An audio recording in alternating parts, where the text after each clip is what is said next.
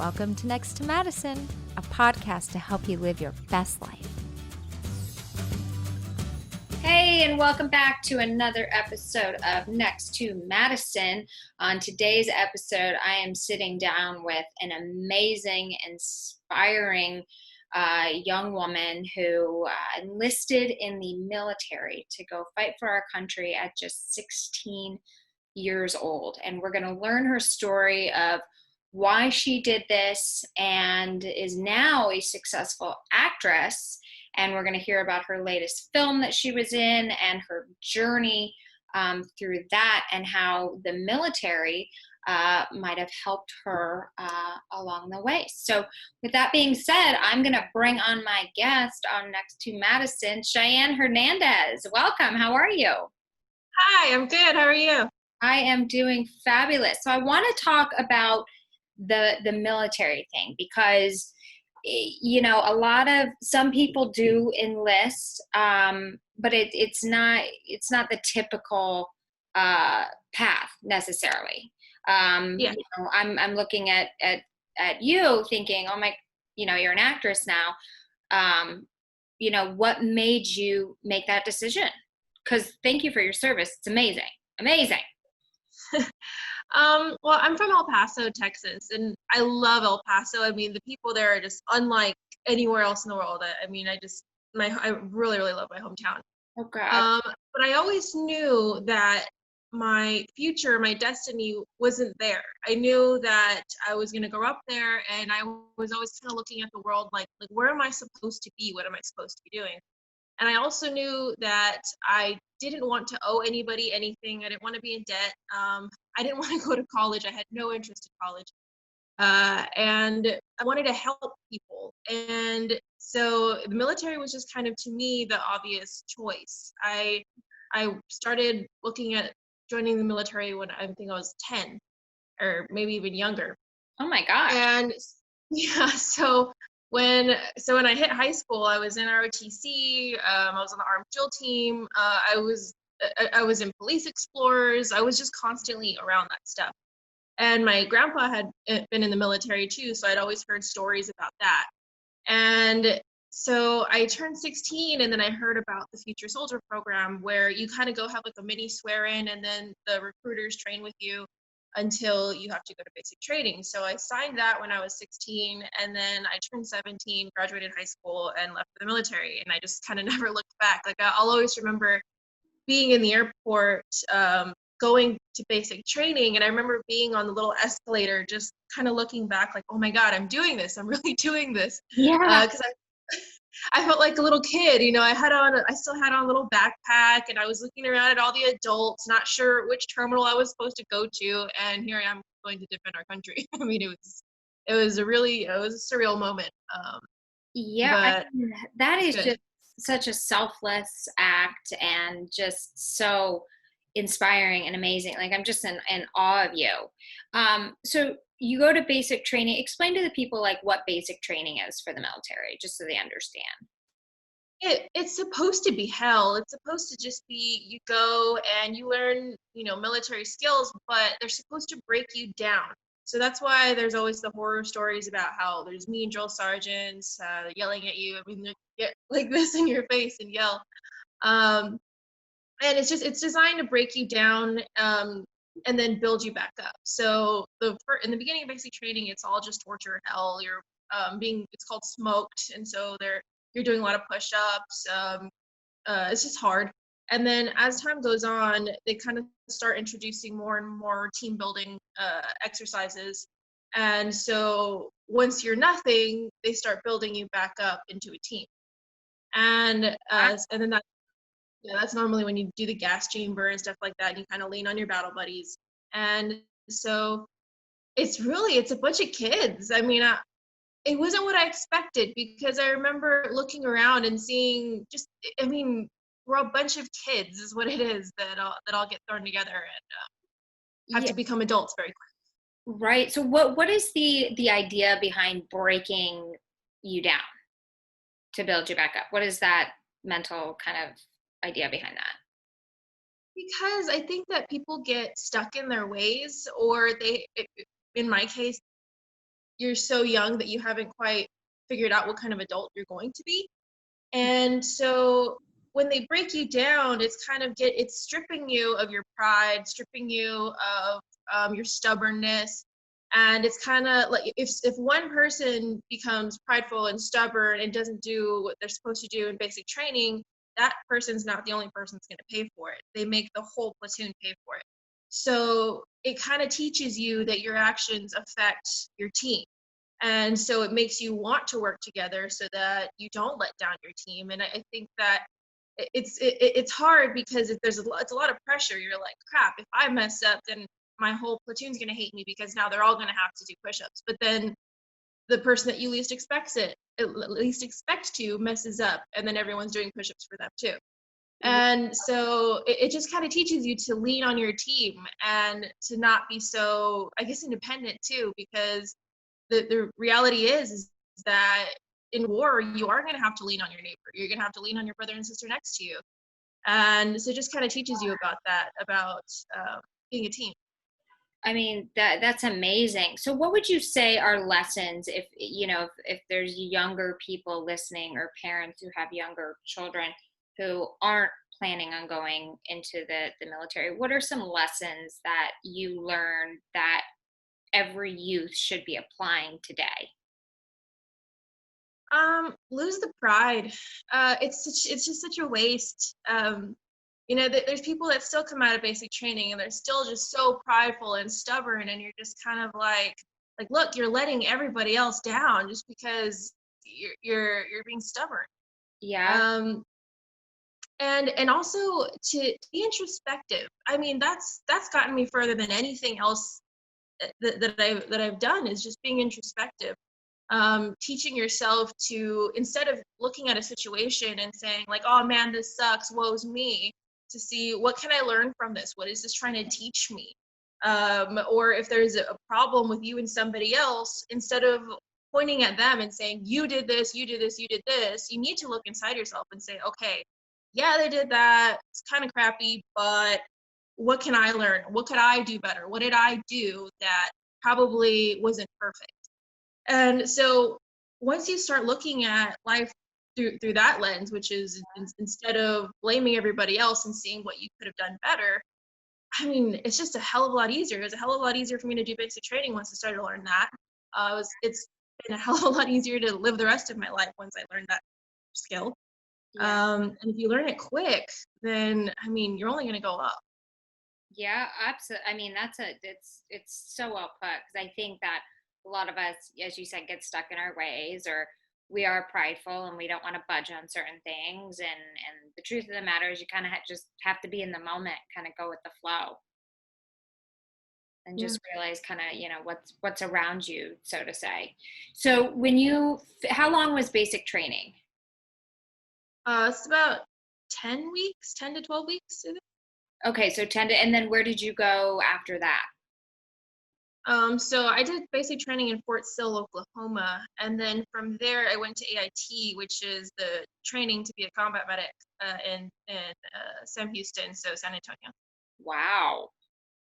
And then Which is great because I had family there. So yeah, absolutely. And then did you have to go to the battleground or overseas to?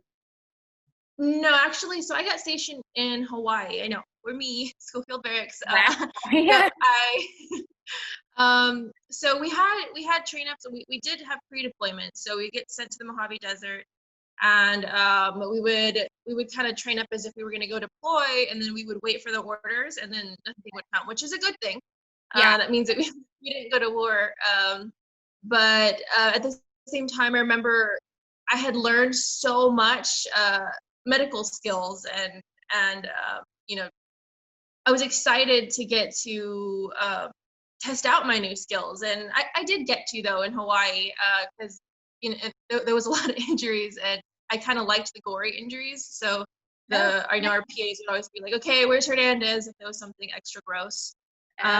So yeah, it was. I really wanted to be able to showcase the skills better, but I am glad we didn't go to war, so that's good.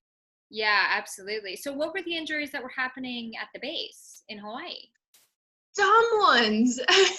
I mean, Okay. I I was always shocked with the injuries that soldiers would walk into the aid station having. Like I remember one time there was this guy, he microwaved a glow stick and he opened the microwave and it exploded on his face.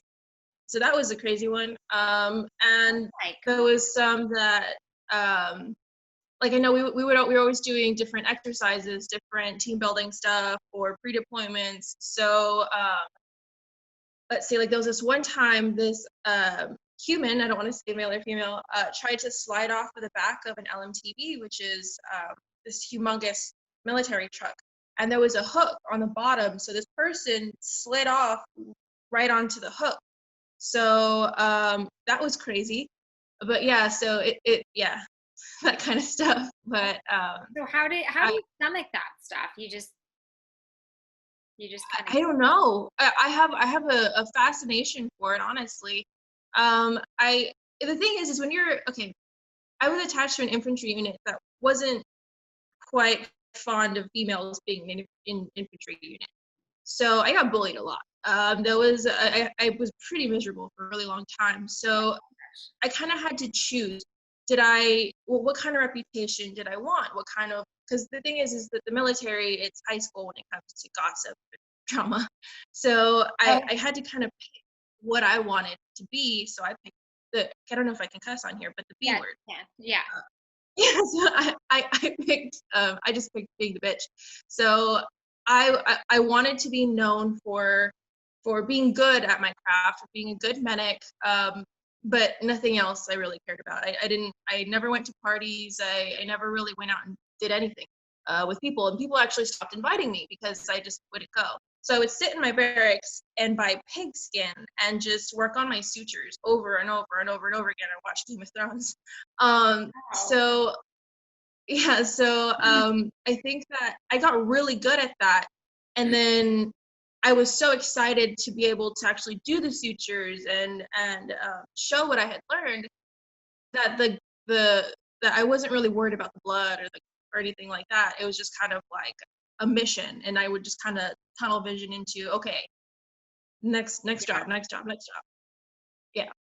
God, that is so fascinating.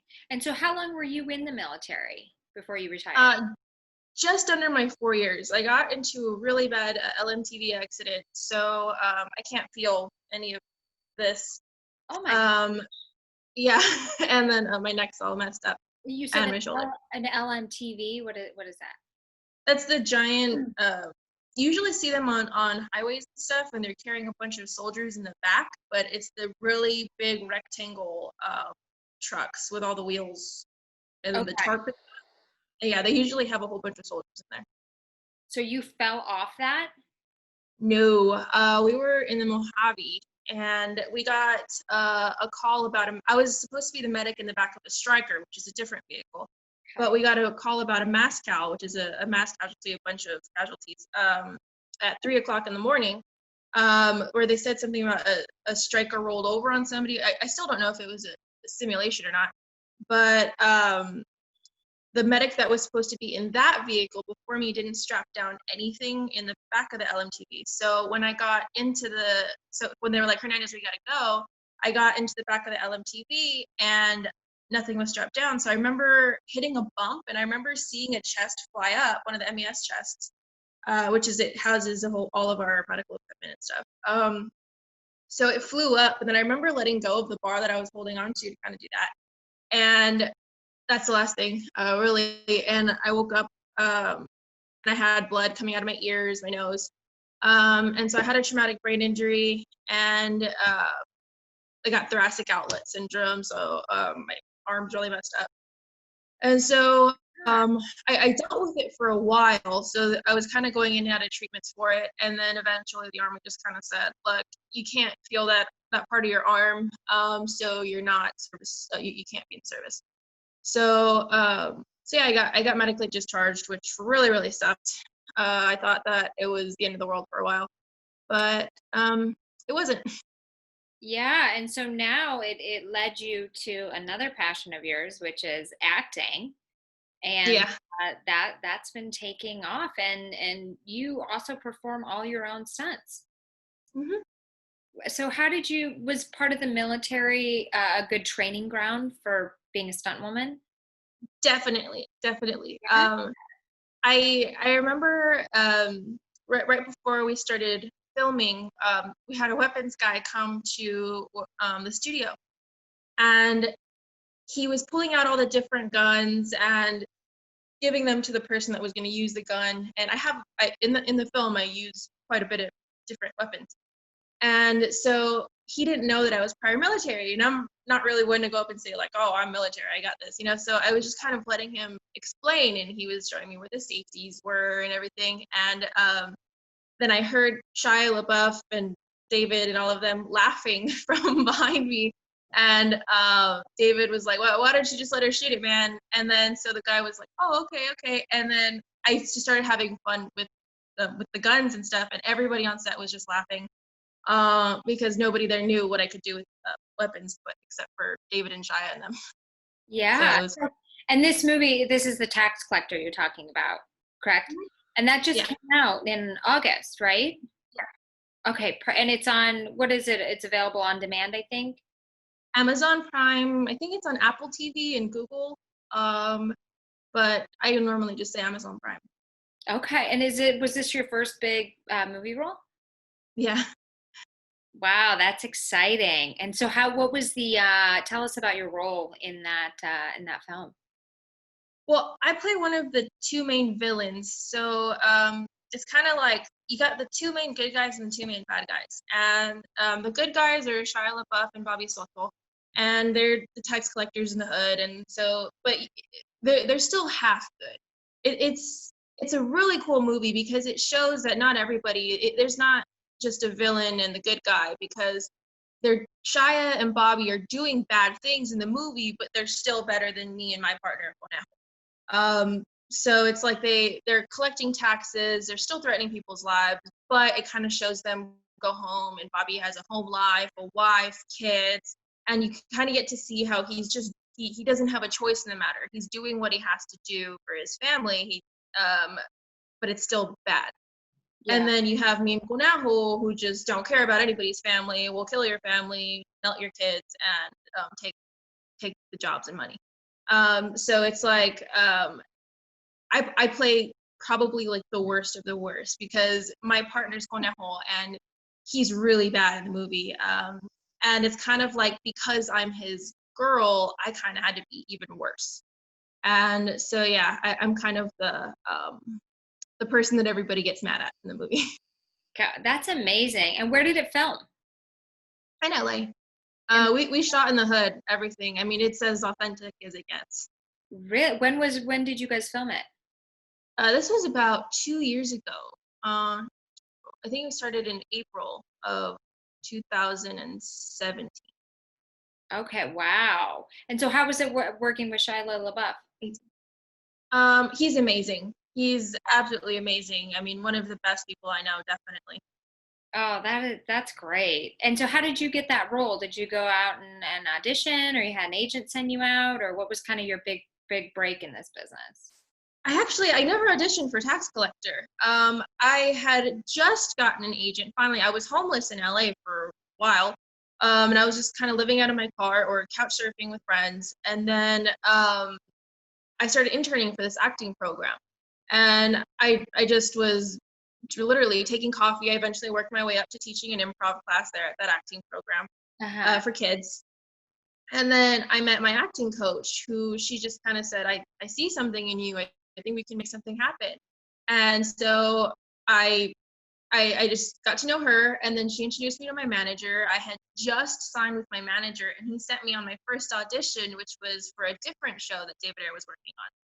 And I auditioned for that, and it was supposed to be just a learning experience, actually, but I wound up getting a call back. And so everybody was kind of like, wait, what's going on? And Yeah. then got another call back, and we're like, holy crap, like something might actually happen. And then Yeah. we get and then we get a call that the show wasn't going to go forward anymore, and so I was devastated. And then I got a text from David Ayer, and I mean, I didn't know he had my number, so I couldn't believe it. And he just kind of said, "You're gonna be big. Don't give up." And he's like, "Be here at this time." So when David Ayer says to be somewhere, you go, right? Yeah. And so I went, and it was me, Cynthia Carmona, Bobby Soto, and Conejo. And David came and he sat down in front of us and told us the plot of the movie and what characters we were going to play. And Tax Collector was born. Isn't that amazing? So Oh, since yeah. then, since that happened, because it did just come out, what are some other things that you've worked on?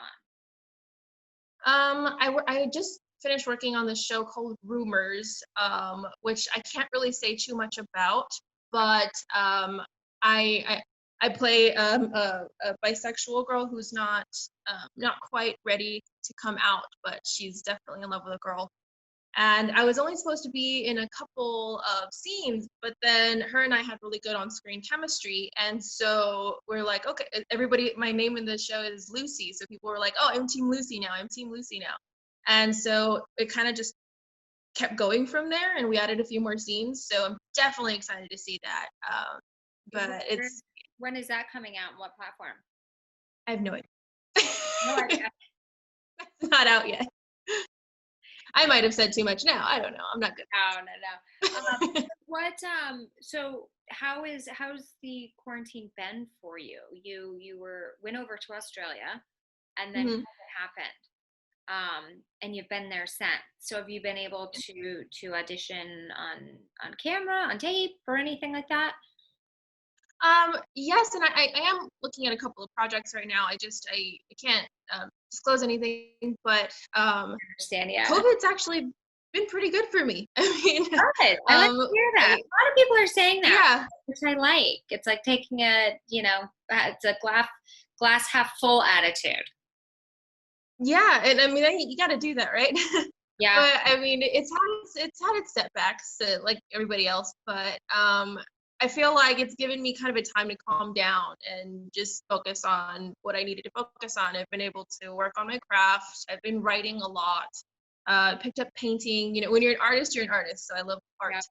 Yeah. And I've calmed down a lot, and I've learned to appreciate a lot more. I feel like I always took time for granted, and this all kind of woke me up to say, wow, I mean, it's tomorrow's not promised, you know. Yeah. So yeah, it's been pretty good. That's amazing.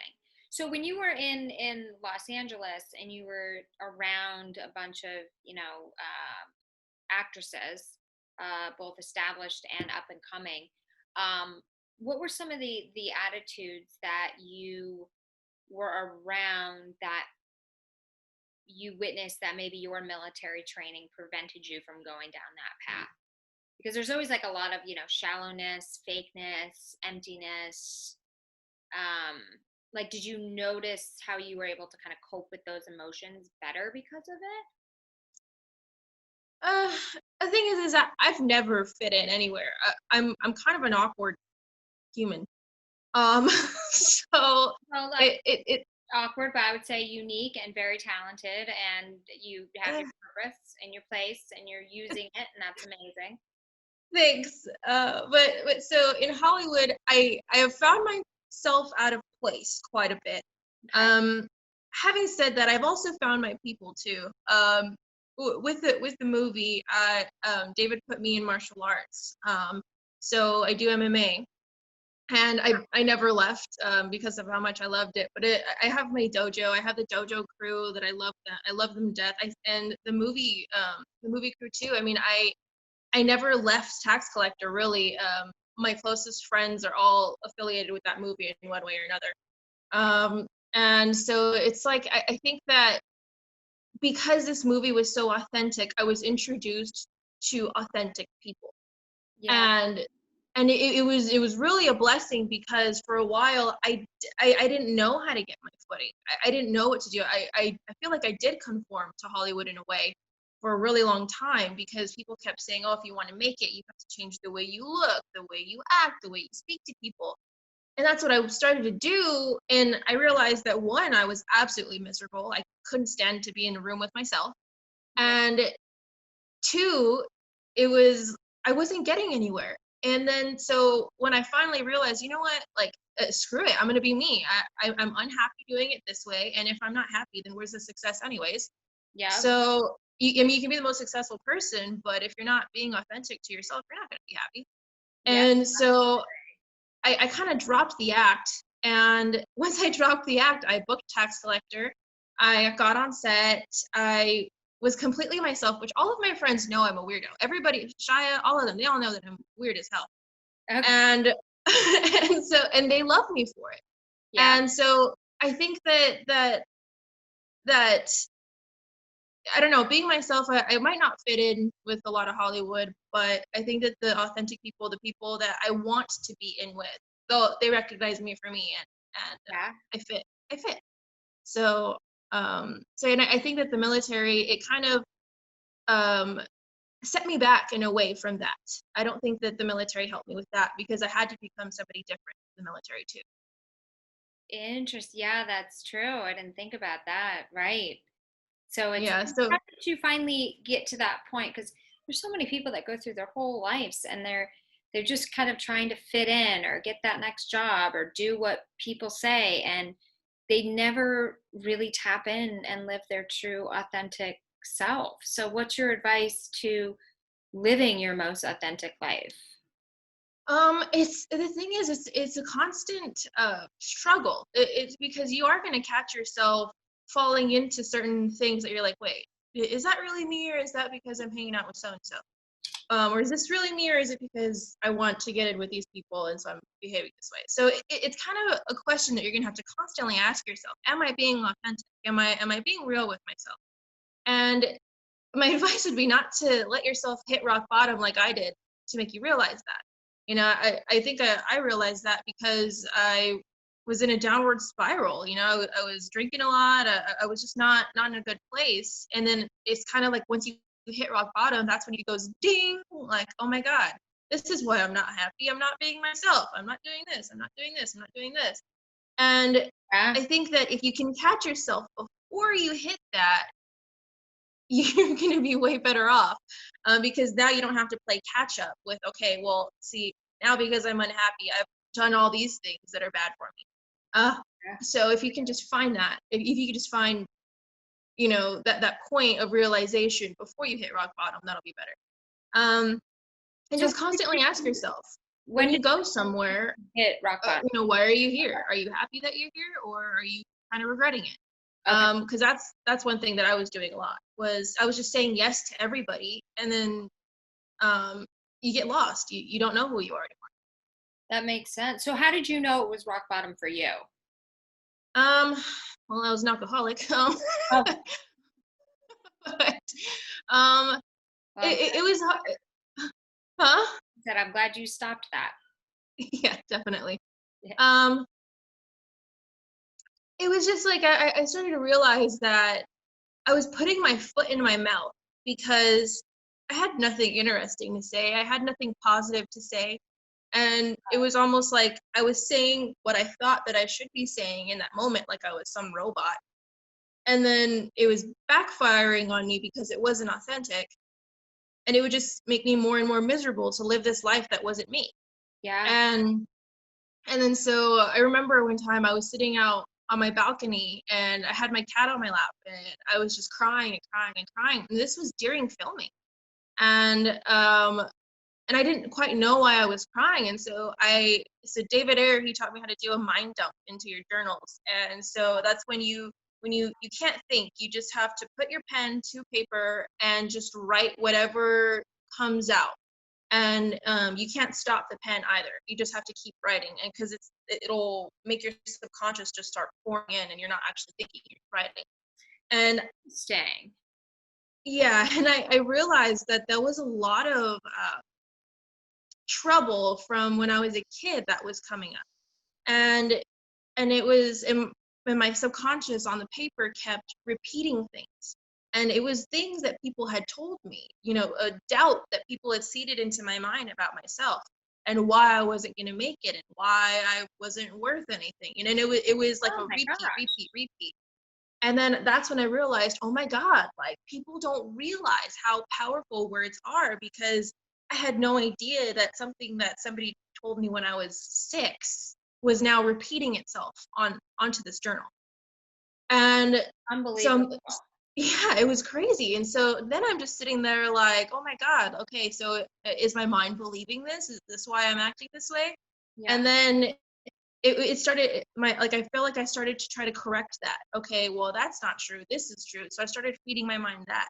And everything I was going and telling David this, and David was also telling me like, don't listen to the shadow voices, and that's just the shadow voices are just things that people have told you Yeah. and that keep repeating. And so it was chores. It was every single day going in and redirecting my mind to see things a different way. And once I did that, it was just, I started to go up and up and up, and I started to make more friends, and I started to be able to connect with people better, because before I just never connected with people. I felt like I was an outsider. And and yeah, so it's been a lot of work. Um, but the thing is you have to value yourself and say I'm worth it in order to do that. Because if you don't feel like you're worth it, why are you going to put all that work in for something that's not worth it? You have to believe I deserve this, I'm worthy of this, and push yourself to work on yourself every day. Yeah, absolutely. So do you still do mind dumps? Yeah. So is this like a weekly, daily type thing? This is when I start to feel off, I'll do it. I'll do it, and I'll also sit there and think like, okay, why am I thinking this way? Why am I so upset? Because I think people, they think like they'll get really angry or irritated or sad, and they kind of chalk it up to, oh, I just have this, or oh, it's just this, it's just this. But you have to really sit down and ask yourself these questions and not cover it up. And that's something that I used to do a lot. I was very good at covering it up. I was very good at washing over things and then letting them bubble and then it coming out later. Hmm. And so now I'll really sit there and go, okay, what could it possibly, could it possibly be? Why am I so upset right now? Or why am I having these thoughts? And then if I can't figure it out, then I do the mind dump. And it normally comes out. It'll normally show me what my subconscious is going through. I mean, that's amazing because there's all these practices of, mindfulness and meditation and things of that sort. But, this, I think, I haven't really heard about like a mind dump before. So this is new to where I'm like, because there's sometimes like I feel anxious, or like just nervous about something, and I can't quite figure out what it is. What am I anxious about? And maybe doing a mind thing would help because I feel like when you are anxious, you're just continuously going through the motions. You're just checking off your to-do list, going where you need to go, and so you're not really paying attention to why you're feeling that way, Yeah. which is Exactly. And it's going to take practice. It doesn't, I think my first one was really bad, but it's because you can't, it's very hard to shut up your consciousness. yeah. So it takes a few times. And then the first few times you're going to be like, oh, this is crap. It's not working. And then once you get the hang of it and you get better at turning your mind off, it'll start coming out. I mean that's amazing. So do you feel like you get anxiety anymore, or is it really kind of calmed down? I'm a very anxious person all the time. This is just a better coping method Yeah. than I've had before. Um, and it's healthy, it feels good when you are going through something to do something healthy. And for some reason, it makes your brain click on like, oh yeah, I did something healthy today. Yeah. And so it helps. So that helps. And it also helps when I think a lot of the anxiety comes from what the hell am I anxious about? You know? and and Sure. so that can kind of take some of it off. Yeah. So when you do how many times do you reread the mind dump when you do it? It depends on how crazy it is. Um Yeah. I've had some pretty in the beginning I had some pretty crazy ones. So back then I would just reread it and go, oh my God, and then I'd go show David, he'd go, what's wrong with you? Uh, so, um And now it's more of like, interesting. Okay, well, I'll work on that. And yeah, so it's they're not quite as bad anymore. Yeah. I mean, that's amazing. And what other kind of healthy practices do you do? Martial arts, definitely. I Oh, think that anybody who's anxious or has issues, martial arts, I always recommend that. It's been amazing for me. My sensei, he's just amazing too. uh-huh. Um, and it's just not only because a lot of people are like, oh yeah, because you can go hit things and get it all out of your system, but it's not just that. It's the confidence that you gain from going to a dojo. It's the determination, the motivation. Like, I remember, when every time I test for a new belt, people are like, "Oh, how come you don't cry?" A lot of people cry, but I'm like, "Oh, for me, it's like a stepping stone to black belt. I'll cry when I hit black belt, but until then, the rest of them for me are stepping stones. Like, I'll cheer a lot that day, but Yeah. it keeps my mind focused. It keeps me like motivated for the next belt. It keeps me excited about life, And not only that, but when you develop these close connections with your sensei and stuff, and he says, "I'm proud of you." I mean, that's like the greatest sound in the world is when your sensei says that he's proud of you. So I think that one for me is a really, really big one. I know that every time I'm having a really, really hard time, we'll just go outside and do short forms, which is just the different, if you watch Karate Kid, all that kind of stuff. So is this Because karate it's that just, you're doing or taekwondo? so it's MMA, so it's mixed martial arts, and it's Brazilian Jiu-Jitsu, American Kempo, and Russian boxing.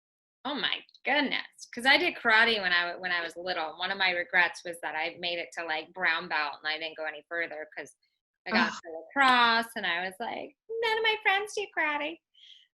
But yeah, it's one of those things. And then I thought about going back and trying to kind of pick back up where I left off. But yeah, it was a big part of my brother and I's lives. And I remember my parents putting us in there because of, building the confidence and the mindset. And, that's why it was important for them to put us in there. So it's amazing. yeah. And look at you, look how confident you are. Well, yeah, It's there's moments where I'm very confident, and there's moments where I'm like, I should work on that. My manager's like, you need to own everything. I'm like, okay, I'll be more confident in all areas of my life. But you could, yeah, I think, with the COVID too, it also kind of taught us that, tomorrow's not guaranteed. So there's no reason to not be confident because exactly. God made us, or whatever you believe, the creator made us, and he made us perfect in his eyes. So therefore we should have all the confidence in the world. And Mhm. somehow we lose it when we get down here. I think we fall victim to so many outside influences and things of that sort, so to say. So, Yeah.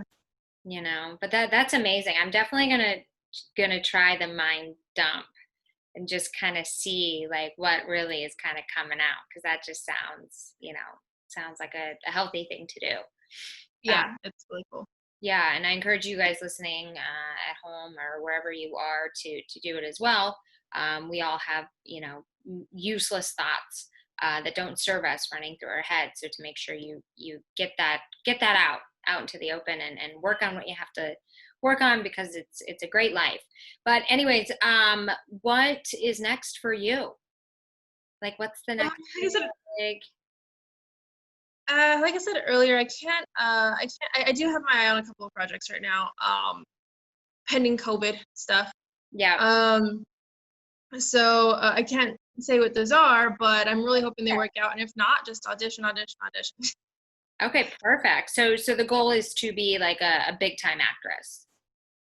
Um, I don't really care about the being big time or anything. I just want to be in more stuff. I'm so hungry to be on a set again. It's crazy. Like I really, really miss it. And that's one thing that COVID has really taken away, is the opportunity to be on a set like that. I mean, even if I wasn't acting that day, I was still on set. Just because I wanted to learn everything. I was constantly behind David, like, what are you doing? And I was constantly following the crew around. Um, so it's just like I would even be volunteering to help out on a set right now if I could. Yeah. But yeah, So what are yeah, some of just the biggest things you've learned on a set? Um, Because I heard it can well, get being dramatic sometimes. Oh yeah. uh, well, the thing is, but we were all method acting pretty much, so we were fighting a lot on set. But as our characters, because when we weren't our characters, we all completely loved each other. But the difficult part is trying to figure out when somebody is in character or not. And so I remember at first I would kind of get on set and Shy would be Creeper, his character, and so he'd be really mean, and then so I was mean back because all of a sudden I became my character, and then our characters were arguing with each other, and Yeah. then other times we were all hanging out jamming to Tupac, you know. So it just I kind of learned to go with the flow on a set, and Good and advice. huh. That's good advice. Just go with the flow. That's like what you got to do in life, right? Yeah, and so it's just kind of like I never knew what I was walking into on set, and especially on a David Ayer set, you never know what you're walking into that day. What else? Um, What else has he done? see, he's done Training Day, Fury, Suicide Squad, um, So Bright. meeting him was like a godsend for you. Oh yeah, and he's prior Navy, so I mean he's stuck with me. He's never getting rid of me as a friend. Yeah. Well, I mean, you guys, it's like, fate brought you guys together work wise. Um, Yeah, but yeah. yeah, what a badass. Yeah, he's a rock star. He really is, and he knows what he's doing. I mean, he really does. And from the first day that I started working with him, he completely just took care of me. He's like, let me know if anybody. He's like, there's a lot of weirdos in Hollywood. Let me know if anybody Yeah. ever tries something with you. He's like, he'd come to me, and then Shia was like, yeah. He's like, me too. And it was like, they're just like they're Yeah. so protective and they're so sweet and yeah, I'm just really blessed that I got to work with all of them, every single person on that set, every Yeah. single crew member. I'm damn lucky to have worked with.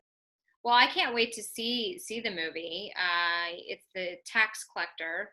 Um, and yeah, I'm definitely gonna to find it and watch it. But now I'm excited because I was gonna watch it before this interview, and then I'm like, no, I'm gonna watch it after because I want to have questions that not like too specific to the movie to give anything away. Mhm. But I'm very excited. I could be like, I know her. I'm the mean one. Okay, so I'll be like, she's not really mean. She's really nice, which is very exciting.